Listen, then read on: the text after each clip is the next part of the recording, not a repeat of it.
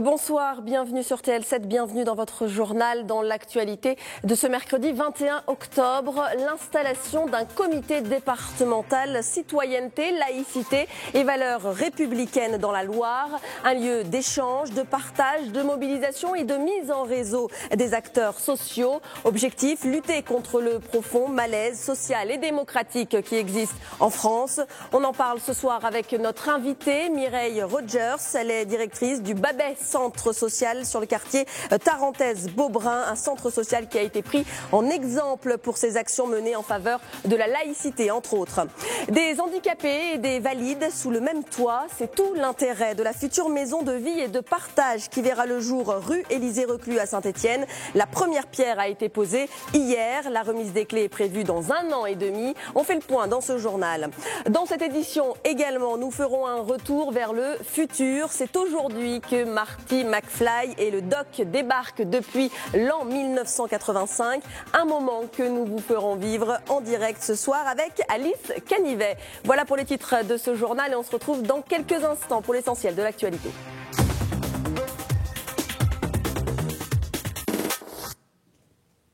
Mais d'abord, l'actualité marquée par cette disparition au Salles, près de Noir-Étable. Un homme de 60 ans a quitté ce mardi soir vers 20h le foyer pour adultes handicapés dans lequel il vit. Il n'a pas été revu depuis.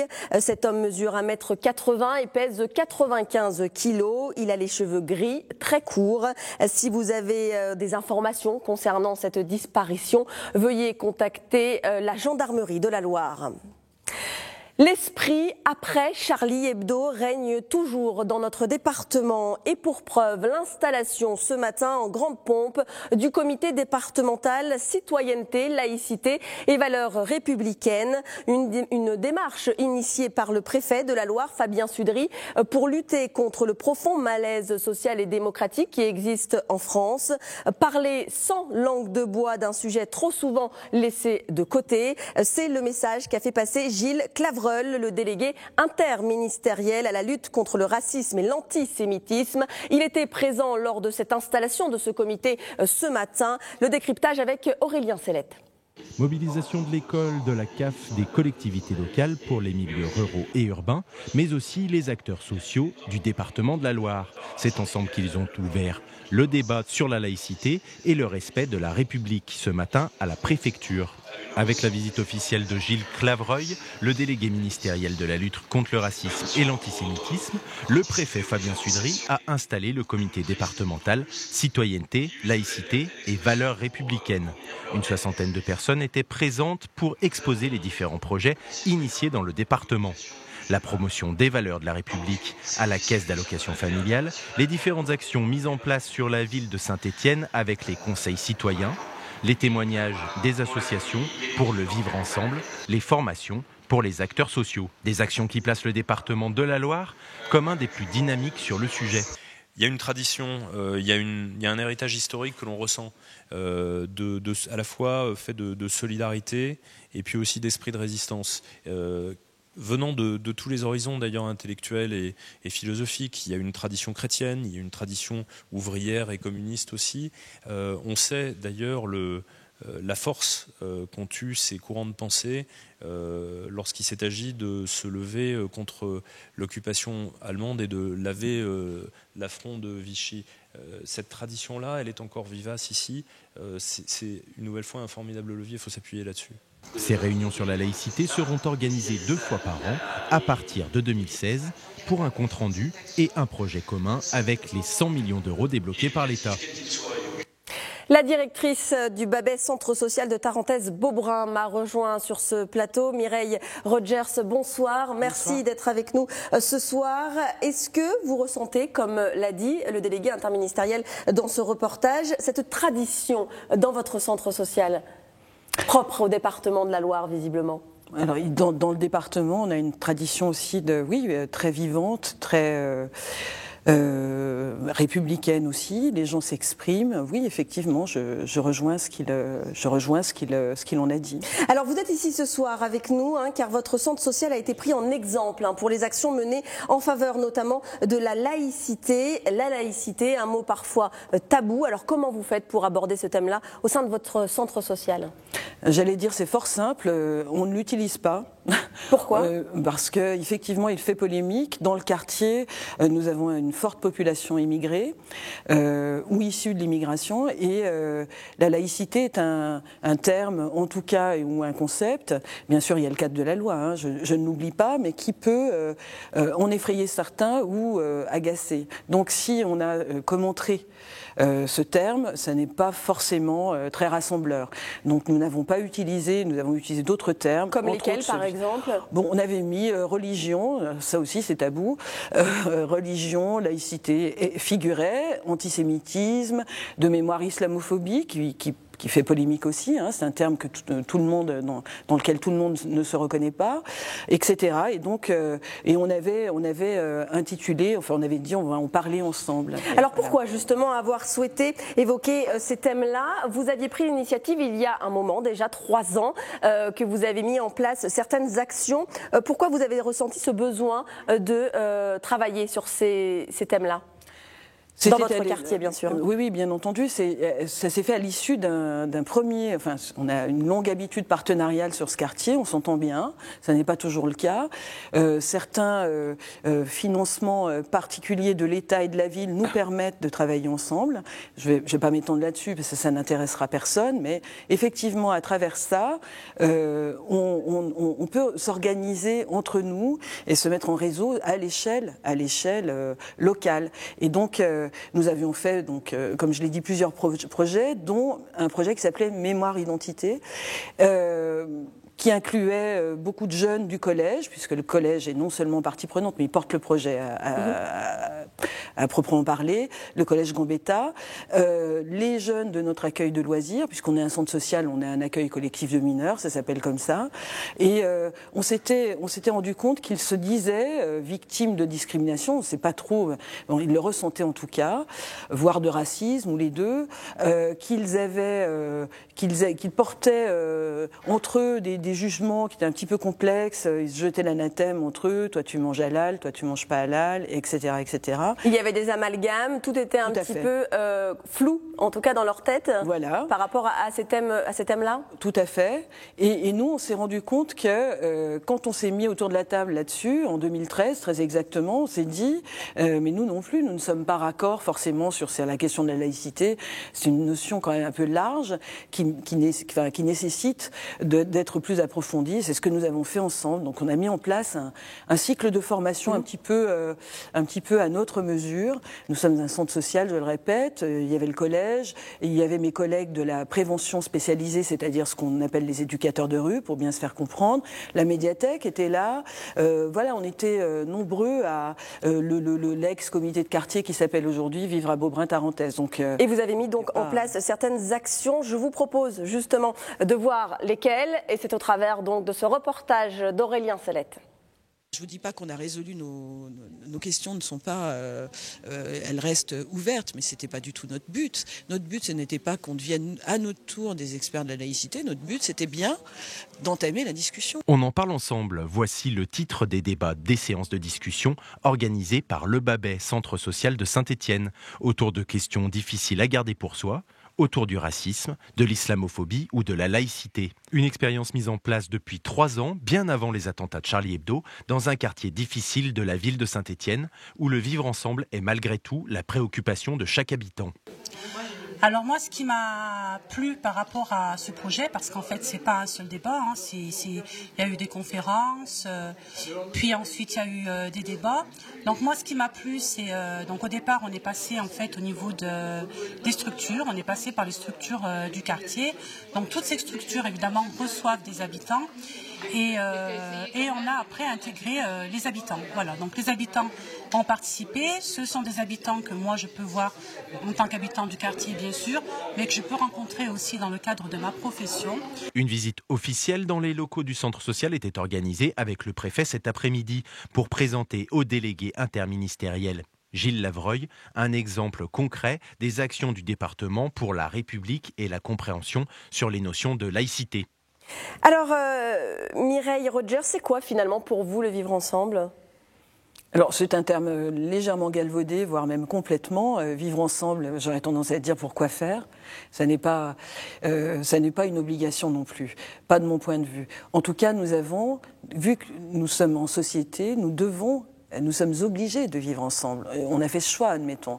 Et donc, comment est-ce qu'on s'organise et dans quel cadre on peut le faire? La laïcité est un concept qui peut nous aider à faire ça. Mais ça ne veut pas dire qu'on échange à tous les niveaux, que la mixité est absolument l'alpha et l'oméga de tout. C'est simplement, c'est ça. Comment est-ce que on arrive à vivre harmonieusement ensemble, c'est-à-dire sans se taper dessus, si vous voyez ce que je... Voilà. Qu'est-ce qu'il en est ressorti finalement de ces séances débat que vous avez pu mener depuis 2013 ? Alors, nous avons progressé dans notre compréhension de ce que c'est que la laïcité, donc une cohésion de l'ensemble des acteurs qui sont là. Nous sommes des intermédiaires. Pour ce qui concerne les habitants, c'est bien la première fois, nous avions des traducteurs, nous avions pris des précautions de la garde d'enfants, on avait mis en place c'est la plus-value d'un centre social, c'est sa capacité à faire des choses comme celle-ci. Donc on a mis des moyens à la disposition de ce débat. C'est pas juste faire passer un flyer avec une affiche, hein. C'est beaucoup plus compliqué que ça. Mais du coup, on a eu des gens qui s'expriment peu ou ce ne sont pas je les appelle les apparatchiks du quartier. Ce n'étaient pas les voix ordinaires et habituelles du quartier. On a pu entendre d'autres gens et ça, pour moi, ça a une vertu en soi. C'est-à-dire que les gens puissent s'exprimer, c'est beaucoup. C'est beaucoup. Alors finalement, vous n'avez pas attendu que l'on crée ce comité départemental citoyenneté, laïcité et valeurs républicaines. Est-ce que finalement ce genre de structure qui a été créée aujourd'hui, installée aujourd'hui par le préfet de la Loire, c'est efficace ? Bien entendu, parce que ça soutient notre action. Nous, si on laisse, d'ailleurs on a eu le débat tout à l'heure avec M. Clavreul, le délégué interministériel à la lutte contre le racisme et l'antisémitisme, il faut tout dire, c'est très long. Et le débat porte sur, finalement, ça a servi à quoi et la loi dans tout ça. Mais la loi, c'est le cadre dans lequel nous pouvons vivre.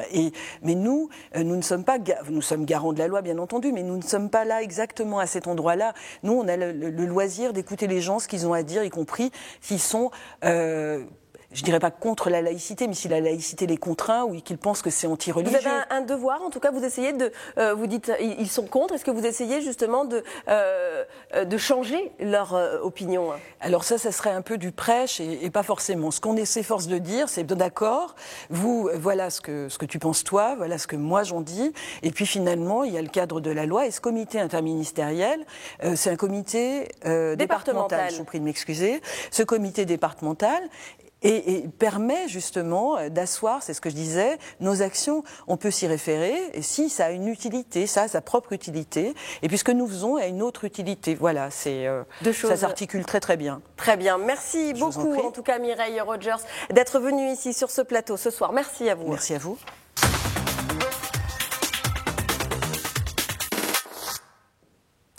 Une visite peut en cacher une autre. Demain, le secrétaire d'État au sport se rendra dans la Loire dans le cadre de son plan citoyen et sport. Thierry Braillard participera à la présentation du dispositif J'apprends à nager à la piscine Raymond Sommet à Saint-Étienne. Puis il signera la convention liant l'État et le club Saint-Étienne Natation. Enfin, le secrétaire d'État inaugurera le nouveau centre international de séjour Habitat Jeunes Clair-Vivre et auberge de jeunesse de Saint-Étienne. Tous les détails donc sur ce déplacement dans notre édition de demain. Plus de peur que de mal hier à Saint-Chamond après la chute d'un parapentiste. Un jeune homme de 15 ans a été récupéré par les pompiers au sommet d'un arbre à plus de 20 mètres de haut. Le jeune garçon, âgé de 15 ans, je vous le disais, originaire de la Ricamarie, avait décollé de Salvaris avec des amis. L'adolescent pratiquait la discipline depuis une année. Il s'en est sorti sans aucune blessure. Nouvelle vente aux enchères en ligne pour les véhicules et matériels réformés des sapeurs-pompiers de la Loire. Elle a débuté le 5 octobre dernier et se terminera le 30 octobre prochain. Plusieurs biens sont mis à la vente, dont des véhicules légers, des poids lourds, mais aussi divers matériels comme les échelles des pompiers. Ces équipements pourront être visibles à l'état-major situé rue Chanoine-Ploton à Saint-Étienne le 23 octobre à 14h30. Ensuite, pour accéder à la vente, il suffira de se connecter sur le site le www.webenchère.com/sdis.42. Et puis, en bref, toujours période de vacances oblige, pensez à l'opération Tranquillité. En cas de départ en vacances, les propriétaires sont invités à communiquer les dates d'absence au commissariat le plus proche ou à la gendarmerie.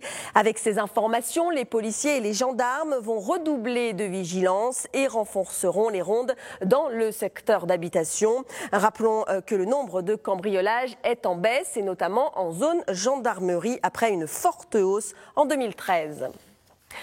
Tout autre chose désormais, c'est un projet innovant et unique dans la Loire qui doit voir le jour d'ici 2017.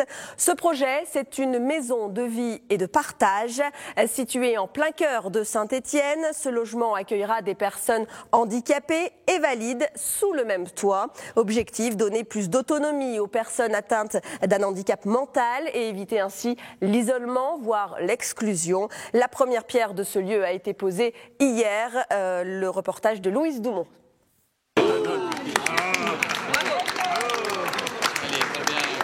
Une première pierre pour un concept unique dans la Loire. D'ici 2017, une maison de vie et de partage devrait voir le jour dans la rue Élysée-Reclus à Saint-Étienne. Une initiative de la Fondation du logement social et de l'association PARM permettant à des personnes atteintes d'un handicap mental et des personnes valides de cohabiter sous le même toit. Un concept qui a déjà fait ses preuves, notamment en région parisienne. Un projet qui répond à une véritable demande. C'est le souhait d'abord de répondre à un véritable besoin, parce que c'est de répondre aux besoins des familles.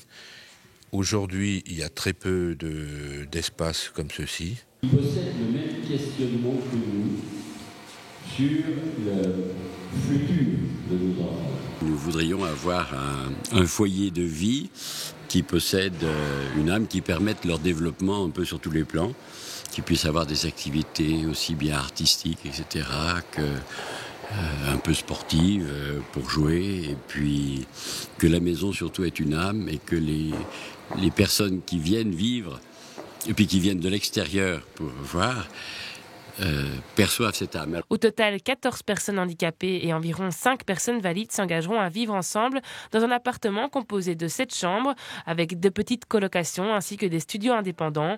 Le logement situé en plein centre-ville n'est pas un hasard et participe à l'intégration.